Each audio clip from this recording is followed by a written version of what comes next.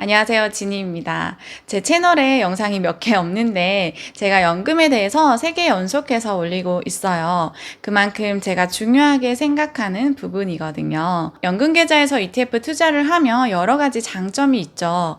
이전 영상에서 연금 계좌에 대해서 자세히 설명을 드렸으니까 보고 오시면 도움이 되실 것 같고요.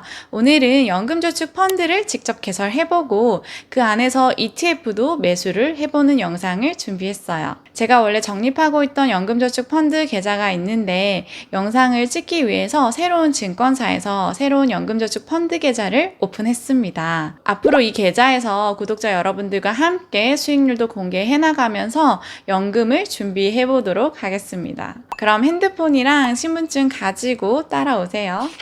연금저축 펀드 계좌에서 ETF 거래할 때 수수료가 있어요. 대형 증권사 ETF 거래 수수료 찾아봤거든요. 사실 거의 비슷비슷하기 때문에 내가 지금 사용하고 있는 증권사나 사용하기 편리한 증권사에서 계좌를 오픈하시면 되고요. 저는 지금 미래에셋에서 계좌를 오픈해 보도록 하겠습니다. 플레이스토어에서 미래에셋증권 검색해서 어플을 설치하고요. 시작해 볼게요. 계좌 개설하기를 누르시면 필요한 계좌를 한 번에 개설을 할 수 있어요. 저는 주식, CMA, 개인연금 3개를 한 번에 개설해 보겠습니다. 먼저 본인 확인 정보를 입력해 주시고요. 약관에 동의를 합니다. 확인하면 인증번호가 올 거예요. 입력해 주시고 넘어가면 약관 동의를 해야 돼요. 다 동의해 주시고요. 고객 확인 제도가 있어요.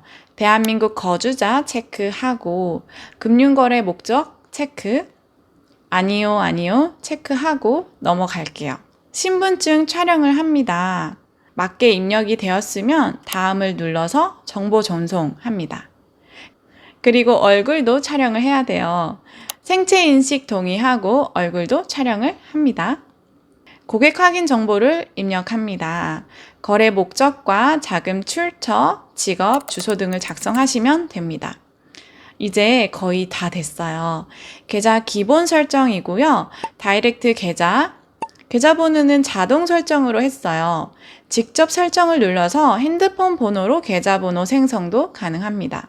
비밀번호 4자리 입력하시고 저는 일단 해외 주식 거래는 미신청으로 했어요. 다른 증권사에서 일단 하고 있기 때문에 나중에 언제든지 다시 신청할 수 있어요.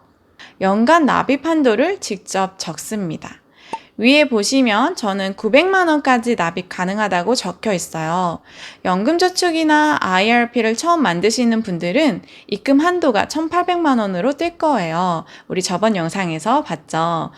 저는 다른 금융사에서 900만 원 납입 한도가 잡혀 있기 때문에 미래에셋 증권에서는 900만 원까지 가능한데 저는 여기에서 입금 한도 300만 원으로 설정을 해서 여러분들과 함께 관리해 볼게요. 다음을 누르시면 모바일 OTP 발급도 해주시고요.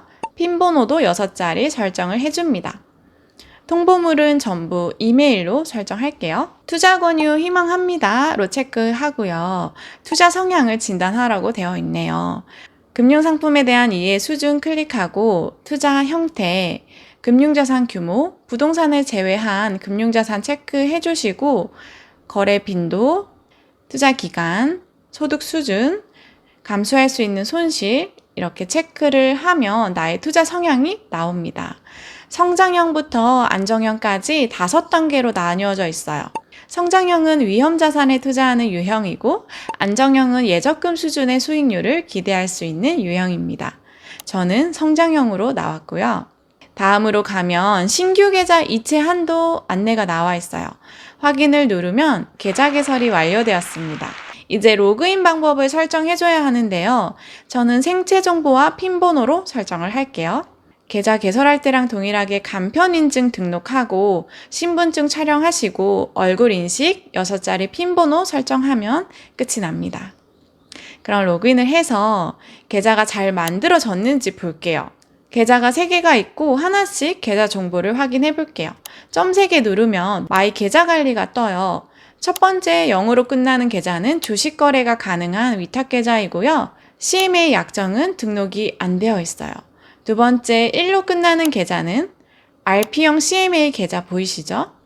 세 번째 계좌는 연금저축 계좌라고 쓰여져 있고 가입일 24년 7월 6일, 입금 한도 300만 원이라고 되어 있네요. 계좌가 잘 개설되었어요. 그러면 이제 ETF를 매수해 볼까요? 100만 원을 이체했는데요. CMA 계좌에 75만 원, 연금저축 계좌에 25만 원을 이체했어요. CMA 계좌는 지금 3%대 이자가 매일 붙을 거고요. 연금저축 펀드 안에 있는 25만 원은 투자 상품을 매수할 건데 잔고 보기를 누르면 아직 종목이 없죠. 여기에서 종목 찾기를 클릭해서 ETF 매수해도 되고요. 메뉴에서 ETF ETN 홈에 가셔서 ETF 종목 찾기, 국내 ETF를 누르시면 전체 ETF가 보이고요. 개인연금 가능을 클릭하시면 연금계좌에서 가능한 ETF들만 나와요. 레버리지나 인버스 제외하고 거의 다 매수할 수 있어요.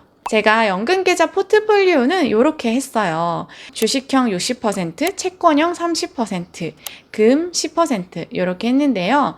ETF는 한 주당 가격이 정해져 있어서 일단 비중대로 사지는 못했어요. 매달 금액을 추가해 가면서 비중을 맞춰볼 생각입니다. 그러면 하나씩 매수를 해볼게요. 먼저 타이거 미국 S&P 500을 검색하고요. 그러면 ETF 정보가 쭉 나오죠. 미국 S&P 500 지수는 우리가 알고 있는 마이크로소프트, 애플, 아마존, 구글 이렇게 미국에 500개 기업이 들어있는 지수죠. 최근 1년에 33% 이상이 올랐어요. 근데 우리가 이 500개의 기업을 다 하나씩만 사도 돈이 너무 많이 들죠. 그래서 우리는 ETF를 통해서 매수를 할 수 있는데요. 지금 한 주당 가격이 19,130원이죠. 이렇게 19,130원을 주고 한 주 매수를 하면 500개의 기업을 다 사는 효과를 볼 수가 있죠. 주식 비중은 미국 지수를 추종하는 인덱스 ETF의 50% 이상 담았어요. 연금 계좌에서는 일단 개별 종목 투자가 안 되죠. 그리고 산업이나 섹터를 추종하는 ETF는 자주 리밸런싱을 해줘야 돼요. 그래서 시장이 성장하는 만큼 우리 계좌도 성장할 수 있도록 지수를 추종하려고 합니다. 빨강색은 사려는 사람들, 파란색은 팔려는 사람들의 호가. 수량을 적고 가격을 적고 매수 버튼을 누르면 사지는데요. 지금보다 일단 한호가 낮춰서 매수 걸어볼게요. 그리고 주의하셔야 될 점은 위에 계좌가 연금저축 계좌인지 확인을 하셔야 돼요. 혹시나 위탁 계좌에서 사질 수도 있어요. 계좌 현황에 보시면 매수된 게 보이죠. 이런 식으로 하나씩 검색해서 매수를 할게요. 나스닥 100, 미국 배당 다우존스, 인도 니프티 이렇게 주문을 하시고 매수 탭 옆에 체결 탭에 가시면 내가 주문한 게 매수되었는지 아직 매수 안 되었는지 볼 수 있어요. 전체 주문 탭에 체결된 주문, 미체결된 주문이 있죠. 미체결된 건 지금 가격이랑 내가 주문한 가격이 맞지 않아서 체결이 안 된 거예요. 그래서 클릭하셔서 가격을 정정할 수도 있습니다. 그리고 제가 하나 더 보여드리고 싶어서 연금계좌에 5만 원을 추가로 입금을 했어요. 25만 원은 ETF를 사고 5만 원은 연금계좌에서 놀고 있어요. 그럼 5만 원은 MMF 펀드를 매수해 줄 거예요. 연금저축 펀드에서 MMF로 자투리 돈을 관리할 수 있어요. 지금 금리가 한 3.8% 정도 되네요. 다음날 자고 일어나면 돈이 불어나 있는 걸 볼 수 있어요. 매수 버튼 누르고 자투리 돈 55,410원 매수하면 이건 펀드 상품이기 때문에 상품의 위험 등급보다 내 투자 성향이 같거나 높아야 가입을 할 수 있습니다. 저는 성장형이고 상품은 매우 낮은 위험이기 때문에 가입이 가능합니다. 쭉 확인하면 가입이 완료가 되고요. 잘 되었는지 한번 볼게요. 잔고 보기 클릭하면 펀드 탭에 가면 아무것도 안 보여요. 매매 내역 탭에 신청 중 클릭을 해보면 7월 8일 날 매수했는데 7월 9일 날 매수 결제가 된대요. 펀드는 매수하고 결제까지 좀 시간이 많이 걸려요. 이렇게 MMF 같은 경우에는 하루 정도 걸리는데 해외 주식형 펀드는 2, 3일도 걸립니다. 그래서 내일 되면 펀드 탭에 이제 보일 거예요. 이틀 뒤고요. 로그인해서 마이 자산 계좌에 들어오시면 돈이 불어나 있어요. 100만 원 입금했는데 지금 1,700원이 불어나 있네요. CMA 계좌도 70만 원 있었는데 115원이 붙었고요. 이게 괜히 기분이 좋아요. 연금저축계좌 잔고 보기 클릭해 볼게요. ETF 탭에는 제가 포트폴리오대로 매수한 종목들이 쭉 보입니다. 그리고 펀드 탭에 가시면 MMF 매수한 게 보이죠. 마지막으로 매달 증권사 어플 열어서 ETF 매수하기 번거롭다 이러신 분들은 연금 적립식 바구니 신청해서 매달 일정 금액만큼 자동으로 투자해주는 서비스가 있더라고요. 신청 등록 절차를 이렇게 쭉 걸치고 ETF 종목을 내가 직접 추가할 수 있어요. 저는 S&P랑 나스닥 두 종목만 자동 투자 서비스 신청할 거고요. 금액을 적고 투자 일자, 기간을 적고 투자 기간도 설정을 해줍니다. 장바구니 명칭도 정해볼게요. 신청 버튼을 누르면 완료가 됩니다. 다음 달에 어떻게 매수되는지 한번 보고 다른 종목도 추가해볼게요.